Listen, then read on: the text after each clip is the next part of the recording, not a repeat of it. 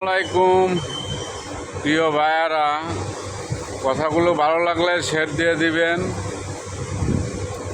পুরা কন্টিনিউ ভিডিওটা দেখবেন। এই যে আমরা মাঝে মাঝে আদিবাসী মাঝে মাঝে ভুল করি আদিবাসী বললে, আসলে কিন্তু ওরা আদিবাসী না, ওরা হচ্ছে যে উপজাতি। আপনারা সবসময় বলবেন ওরা উপজাতি, কখনো একটা উপজাতি আদিবাসী হইতে পারে না।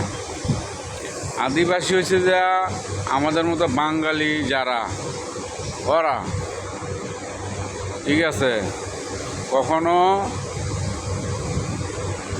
উপজাতি পাহাড়িরা আদিবাসী হইতে পারে না।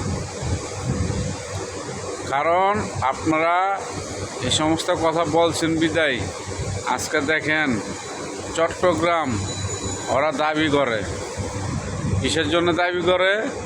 এই যে আমরা আদিবাসী বলি সেই জন্যে। বলো ভাই, আপনারা এই কাজটি করবেন না, দয়া করিয়া ওদেরকে উপজাতি বলবেন, কখনো আদিবাসী বলবেন না। আজকে চট্টগ্রাম সিএসটি ওরা দাবি করে, চট্টগ্রামটা দাবি করা, চট্টগ্রাম কারো বাপের না।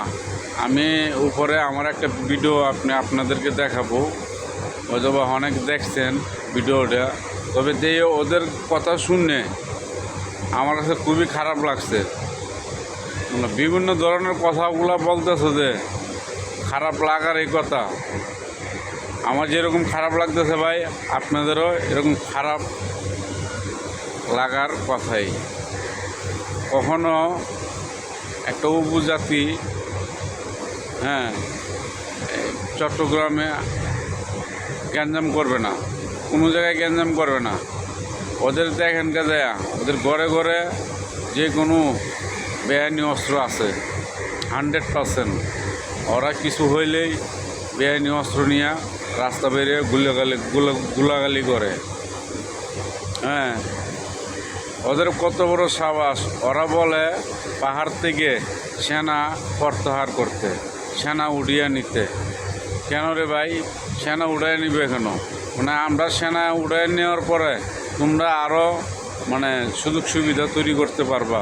সেই জন্যে কখনো মাননীয় মোহাম্মদ ডক্টর ইউনূস, আমাদের এখন সরকার, অন্তর্বর্তী সরকার, ওনার কাছে আমাদের আকুল অনুরোধ, কখনো পাহাড়ে কখনো আরও পারলে সেনা বাড়ান, দ্বিগুণ বাড়ান, কখনো সেনা কমাইবেন না পাহাড় থেকে।